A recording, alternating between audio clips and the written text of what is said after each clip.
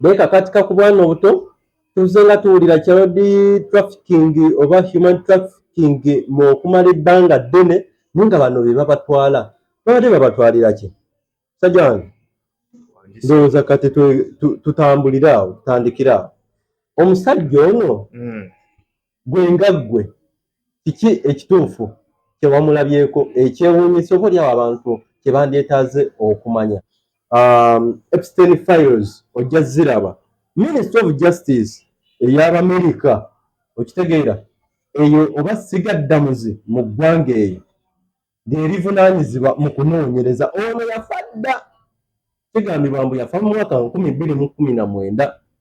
naye olowooza lwaki egundi ensonga ze ate ziri nnyo enkandaggo ekisooka zitwaliramu abakulu mu gavumenti ey'Amerika era nange simanyi vidiyo eno eyinza okubeerayo like oba omwezi gumu oba wiiki emu bwe banaabivuunula obulungi kubanga vidiyo eno manya stories zino eno ekyasinze okunnyumira kubanga waliwo wentera okweyambisa kabooti kange kano aka ChatGPT okumpa ku stories ezimu oba in a brief way naye oteekamu ebikwatagana ku ono omwami kajja bikuwa kabisangulewo okitegeera lwa nsonga ne kagamba nti ziri simala ziri confidential tekamala gagaba biwandiko biri confidential olowooza lwaki kabijjawo bino ebintu bituufu tusenga tuwulira abamumanyi ntera okukola ne musajja waffe Matayo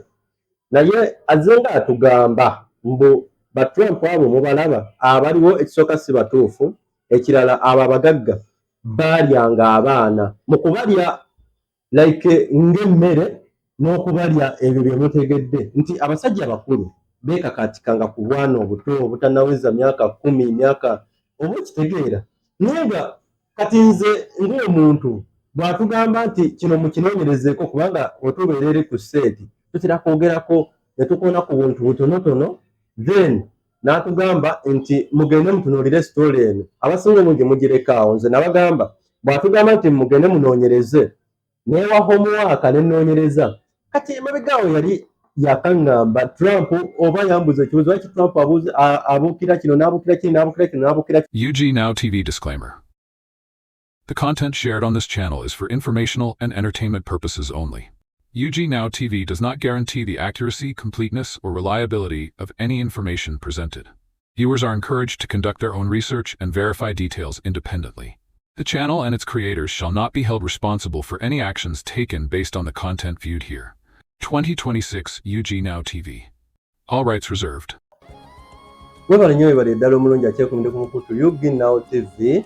era nga neesiimye nnyo aneegaseeko mu sitayiro ey'enjawulo olwaleero nzize mu ngeri ey'enjawulo era nga woolaba wabula nga tanna subscribe nga tanna like nga tera osharinge nze n'ensonga nnene kino mubadde mukibuusa amaaso naye eno story nagifunyemu interest lwa nsonga nakwatiddwako nnyo tulaba tumaze ebbanga ddene nnyo nga tulaba Trump akola bino akola biri akola kino kiri alumbye Venezuela uli alumbye kati simanga Iran uno simanga Russia Ukraine bikino webuuza lwaki omusajja afaaki n'ensi lwaki nagenza otiginyula ebitabo oba gundi ez'enjawulo nenga ku biwandiiko nkakasanga byonna gy'oli oba gwe atambulidde ku intaneti kunene ebbanga ddeneko oba ekiseera ekiwanvuko nkakasa nti wali owulidde ku mwami ayitibwa Jeffrey Epstein oba tuziyite Epstein Files kati no zino zenzize olwaleero kuba mu ttooki otegeere lwaki nasazeewo nange oba lwaki nafunye interest mu mpapula zino oba mu story eno kakati omusajja Epstein y'omu tugambe ku bagagga ab'ensi eno abaali babaddewo bakuba nti ekyennaku ekiriwo nti ekiwandiiko ekimu ku ebyo ebibadde bitulaga oba ebyo ebyasembyeyo nga bitulaga mbu yafa mu mwaka gwa 2019 mbu yazaalibwa mu 1953 paka mwaka 2019 ekikunyumiza bino eno ogenda kunnyonnyoka kati nno sirinzekka ngenda kwegatikako omusajja wange agenda kuba ampa ezimu ku gundi ye ate zazudde ono ate wabigambo oyinza n'okulukusizaawo amaziga kansooke nkubulire kigambibwa mbu oba nga tesineeyongerayo buli lunaku ba buli wenafuna nga akadde ngenda kujja nga nkuwa story ezifaanaganako bwe ziti nga nkuba ttooki mu bintu ebiba bigenze mu maaso oba oliawo mu ggwanga stories n'ekirala nasazeewo ntandike neno story. Ono omusajja gw'obadde tamumanyi mutegeere Jeffrey Epstein. Essaawa zino eno ku intaneti okwo kuliko era oteekamu nti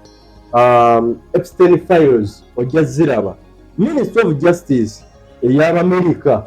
okitegeera eyo oba sigaddamuzi mu ggwanga eyo lyerivunaanyizibwa mu kunoonyereza. Ono yafa dda, kigambibwa mbu yafa mu mwaka 2019 naye olowooza lwaki egundi ensonga ze ate ziri nnyo enkandaggo. Ekisooka zitwaliramu abakulu mu gavumenti ey'Amerika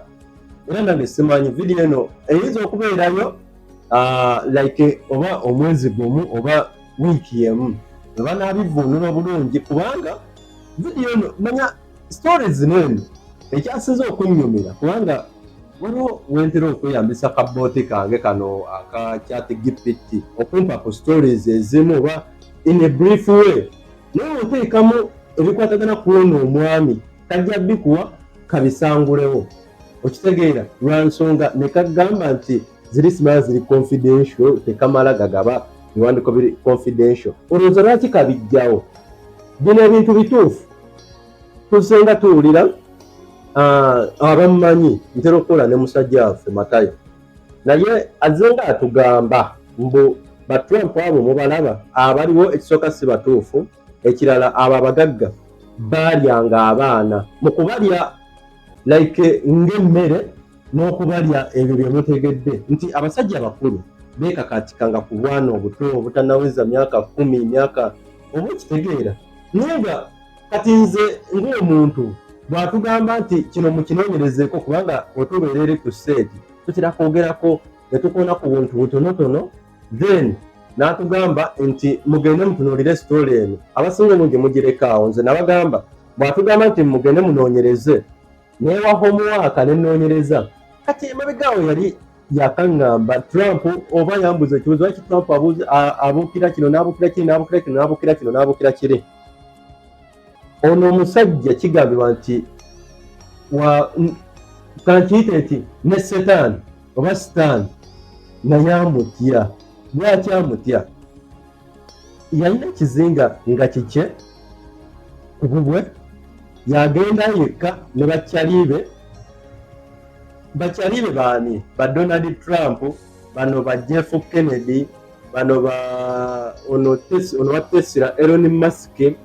ayina abagagga bonna bonna almost abali awo mu America bano nga babboyi be beekakatika ku bwana obuto. Tuzenga tuwulira child trafficking oba human trafficking mu kumala ebbanga ddene naye nga bano be babatwala babadde babatwalira ki? Sajja wange ndowooza kati tutambulira awo tutandikira awo. Omusajja ono gwe nga ggwe kiki ekituufu kyewamulabyeko ekyewuunyisa oba oliawo abantu kyebandyetaaze okumanya? Kakati okusookera ddala nasooka nkweyanze mukyazaako mu studio zo naye kati okutandikira ku background yo n'omusajja oba ebitonotono kufunzi ebimukwatako nga Jeffrey Epstein obadde obagambye mwaka gwe yazaalibwa nti kigambibwa kuba ebisinga nga omanyi ebintu by'omumawulire babireetera mu reported speech nti kigambibwa allegedly ate oba tolina ku owninga story lwa nsonga bayinza obbikutuuzaamu kyonna kyekiri naye ono omwami yazaalibwa 1953 era kigambibwa yafa 2019 we bagamba kigambibwa naffe tetukakasa bye batugamba mu mawulire nera waliwo ebiyitingana emabeganga we tujja obbabuulira kakati nga tugenze ku background yo n'omusajja mu bufunze obulamu bwe nga wabadde abuyisaamu oba wabadde abutambuza kati katusookere ku mirimu gye oba ensoma ye n'ebisookerwako ebimukwatako. Ono omusajja kuva mu buto era yakula ng'omwana owa bulijjo. Ewaabwe tebalina kasente oba nkugambe medium nga ababulijjo kwegamba. kitegeerekeka. Kati tusookere ku ale career ye. Ono omusajja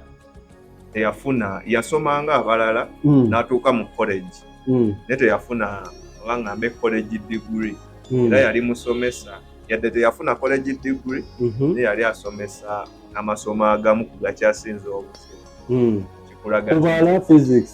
physics ne math ne chemistry yali munnassaayansi nga oba nkugambe nga omuntu atali wa bulijjo nti teyalina degree mu college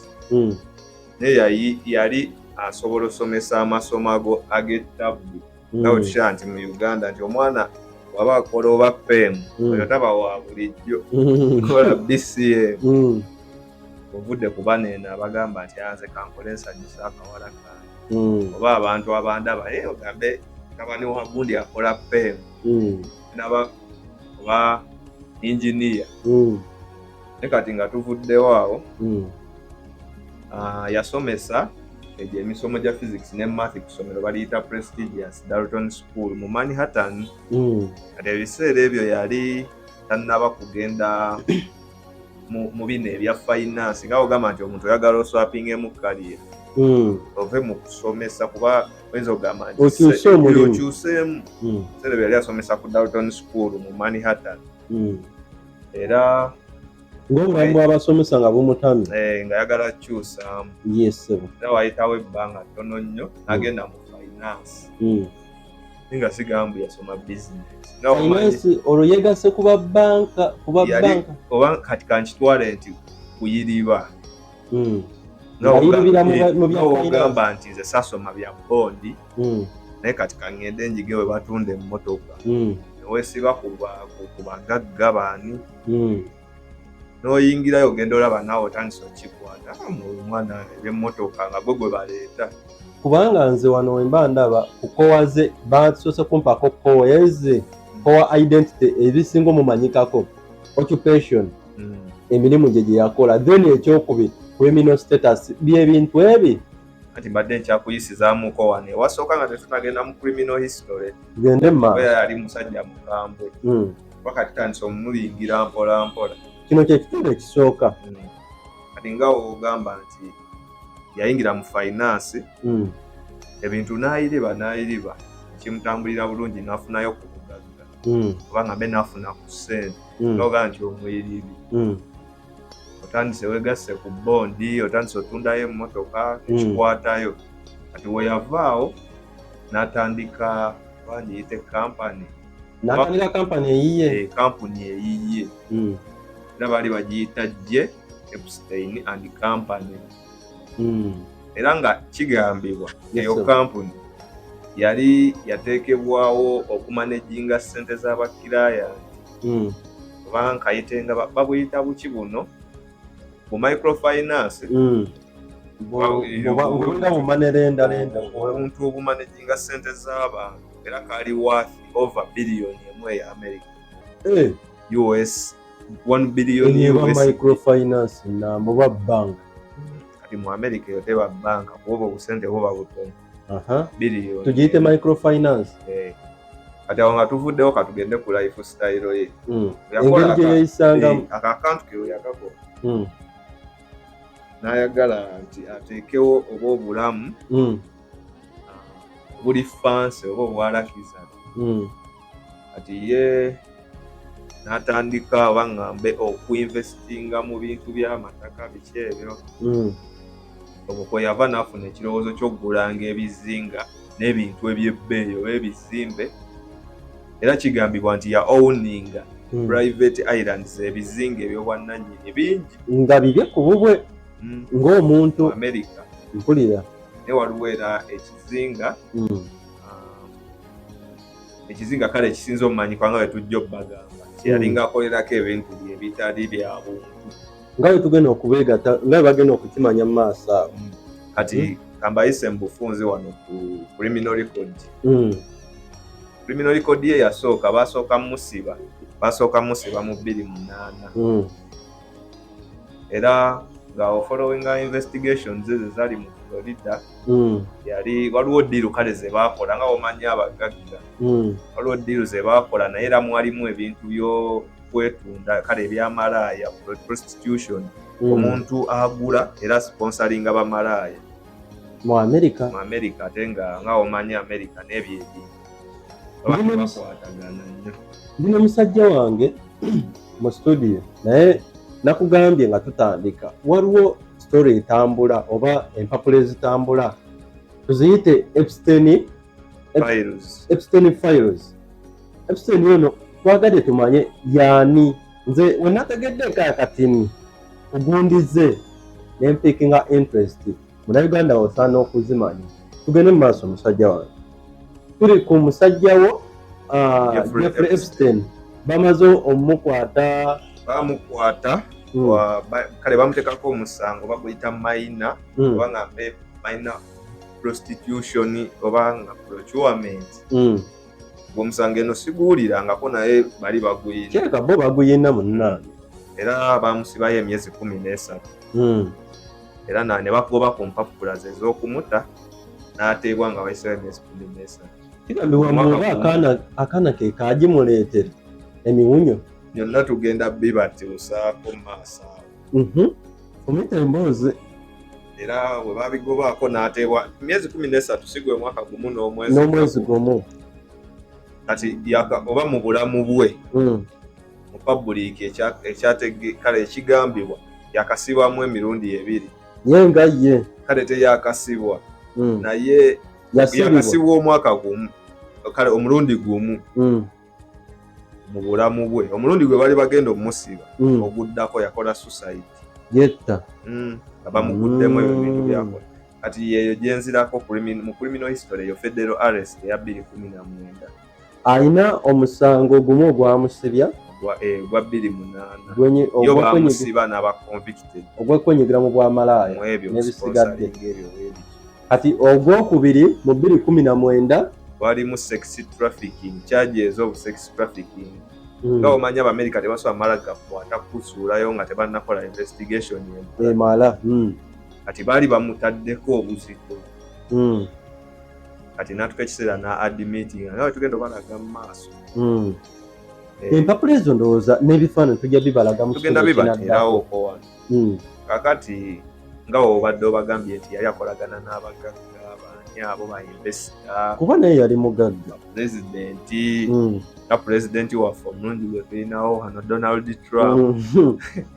ebintu abitegeera naye ali mu kwebuzaabuza mpolampola ayagala kubiddukamu naye musajja waffe Jeff Bezos kuba naye yali naye Jeff Bezos ba Bill Clinton bonna abo bonna baboyi be balinga bakyali babyenyigiramu ebyebize ebyo ebyokukusa abaana sexual abuse balimu ebyokozesa ebiragalalagala byowe bityo ogamba bano abasajja be babaana abaddala betulaba mu firimu bamafiya kati wano byaddala tuli mu byaddala naye yo fayiro zaakazuukuka tumanyi engeri gye zaazuukuseemu ne kati Department of Justice mu America United States Department of Justice yakitaddemu nnyo amaanyi bagezeeko zuukusa kuba babayita baclaimants abantu abatuusibwako obulabe bakiremezaamu nnyo kati bwekuzuukusa Epstein files kati kandowooze buno obwana obwali obuto bwe bakozesanga kati bwakuze era kati 2019 wese emyaka emeka musanvu bala mukaga kuba guno twakagweyingira tetulinagudde kati obwana bwakuze kati bantu bakulu betegeerera n'abazadde n'abamu bakyaliwo bakyabigoberera tugende mu maaso kakati ndowooza kansuke mbaweko ku brief summary eya musajja waabwe ey'ebikolwa ebibi ey'ebikolwa byona omusajja gwe twogerako yali akola ebyamuleetera guno omukka gwe yalimu omukka kyate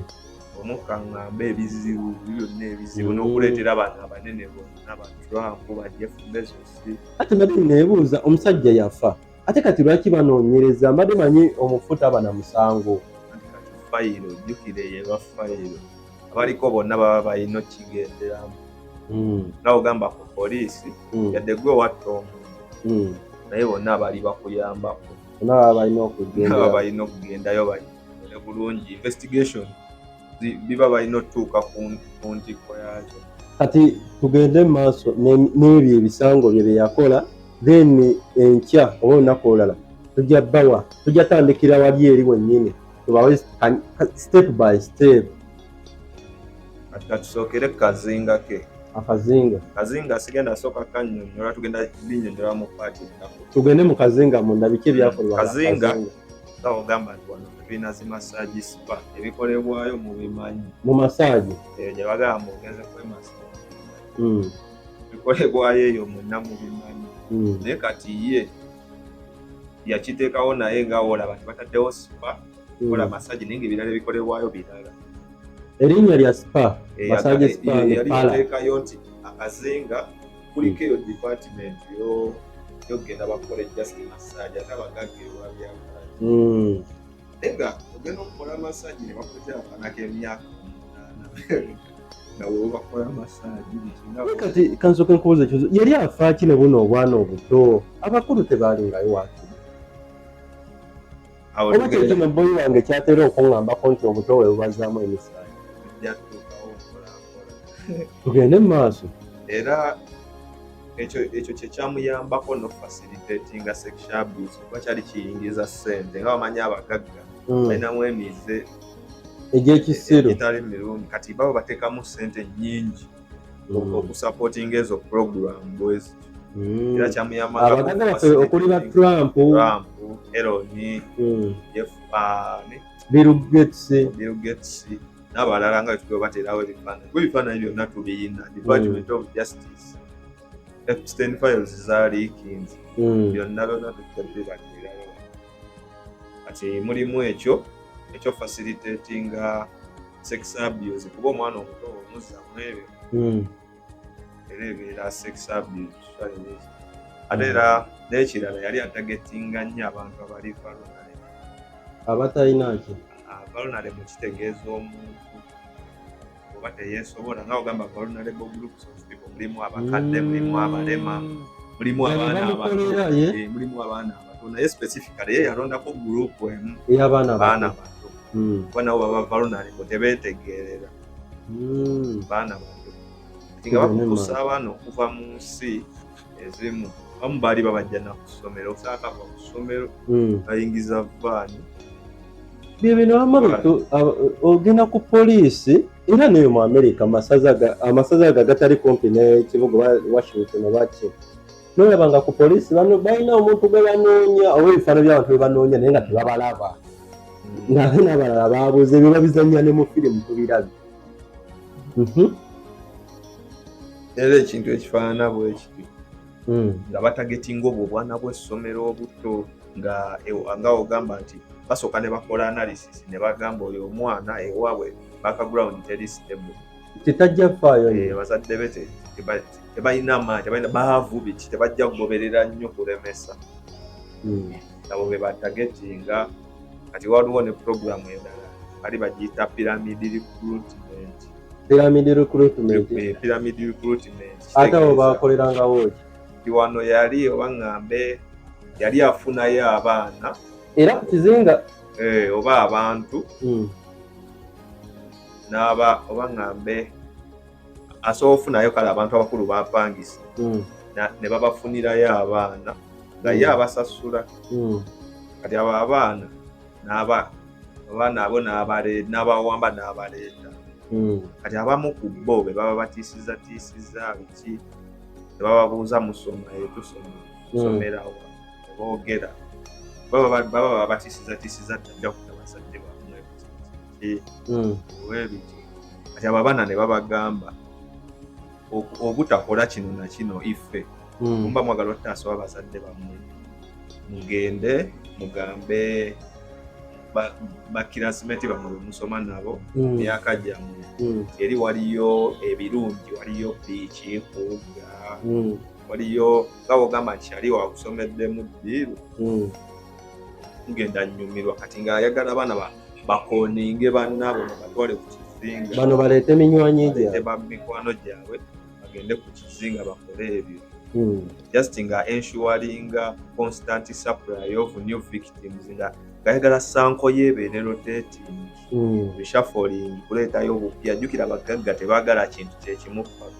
Bayagala abakyusizengamu. Mpola mpulira kati waliwo ne bagiyita grooming process era badde pyramid recruitment kiba kitegeeza kiba kitegeeza okuteekawo cycle ng'eri bangambe nga teggwayo ng'oleeta reshuffling oleeta abapya oleeta abantu abapya buli kaseera okozesa abo abantu okufuna abalala oba n'osasula abantu ne bakuleetera obuwano obulala bw'ekitulo kati no grooming process yalina mukwano gwe bali bamuyita Ghislaine Maxwell kati nga ye omulimu gwe omukulu baligwa kugendanga mu masomero kuswamayo obuwano obwo bamanyi waliwo obuwala nga buli desperate kati ye ng'abugamba okusoma tebiina makulu byosoma okufuna ze byendeese mujembalage waliyo obulamu obusinga essomero naye gwe mulimu gwe kati ng'obwo abuwayo ku ssente obulaga nti yabatwala waliyo obulamu obusinga essomero kati n'obwo obuwala jjukirawo okawaayo ng'$1,000 kaana kato kalinga mu siniya 2 ye kaba kalabakole nga buli wojja okubikagamba okawaayo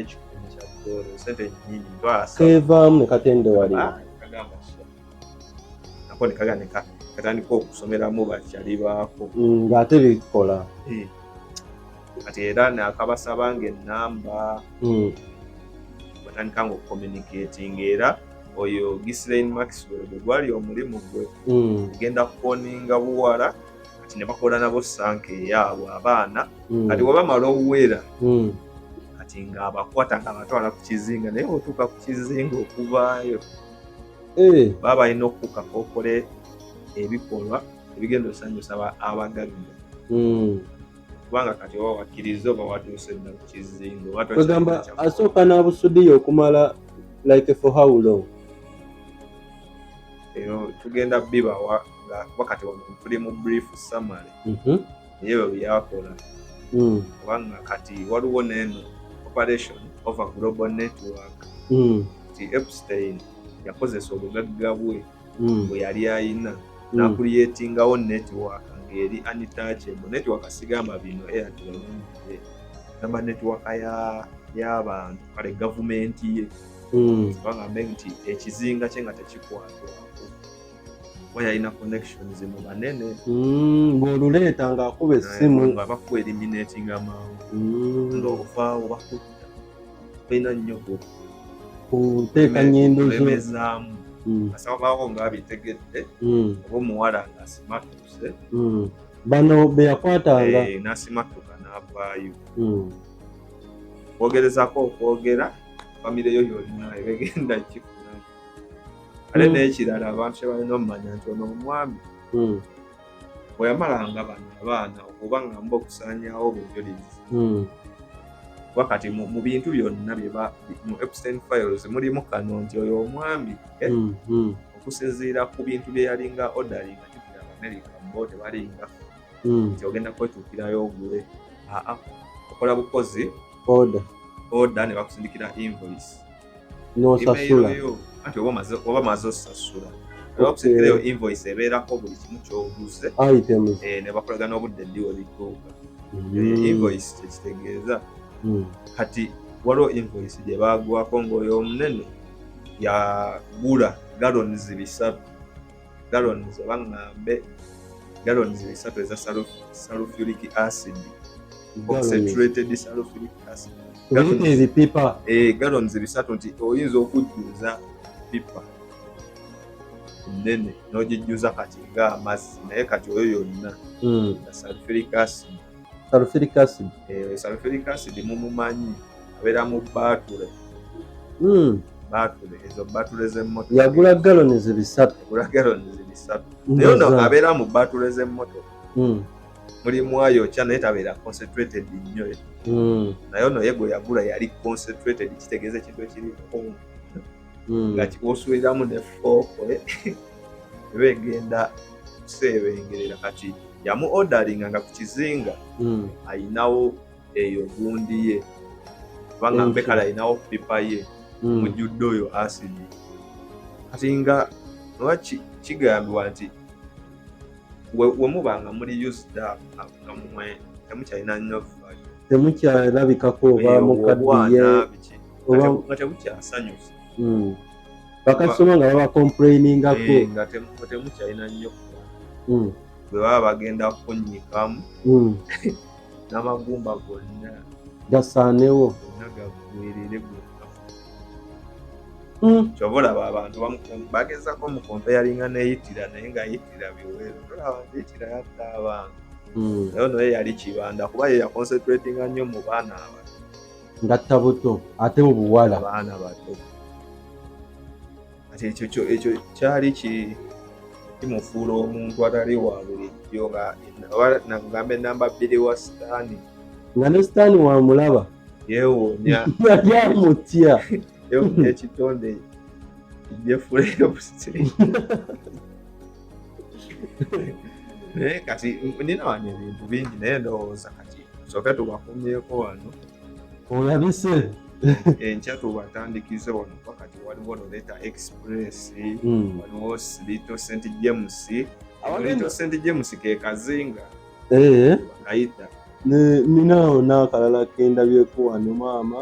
waliwo Ligo Bullying Caution waliwo gye bayita Recent Revelations waliwo International Links waliwo Sexual Compromise oba Sex Peonage waliwo Loretta Express madengi bagamba kati tubakomeza ku Grooming Express kale tujja bongerezaako banywe balire ddala olunaku olw'enkya ndowooza we tugenda otandikira tugenda kumanya bantu bameka kale aba complaining oba bwe tugamba nti abaaliko ba victim abakyali abalamu tugenda kumanya olwo together ono omwami Kasookedde atandika okukola emirimu bameka beyenyigiramu kiteebereza bameka abaafiirwa obulamu bwabwe Sali agambye nti ono ebikolwa bye nga ne Setaani mwennyini wamulaba yeebuuza ono ate yaani ye Setaani omutuufu yaani Stone M yatusinkane mu vidiyo enaddako lunaaba lunaku lwankya ssaawa 10 ku mukutu tusaba oba nsuubira ogenda kuvaawo ng'ofunyemu ekirala ekyokuyigamu kitegeeza ky'okubeera n'omuntu afaanaganako bw'ati ku lukalu naffe kwe tubeera olukalu lwe lumu olw'ensi naffe kwe tubeera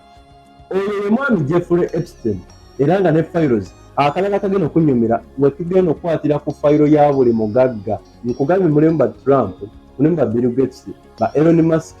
ono yaliko pulezidenti wa America atali Obama oli omulala Bill Clinton n'abalala abagagga abali awo bano n'abasoga ate abamu bakyali mu gavumenti kati kasooka tukuwa introduction ku Jeffrey Epstein ne files bazita Epstein files olulala tugenda kutandika bwe zinaggwayo tugenda tandika ku bagagga abo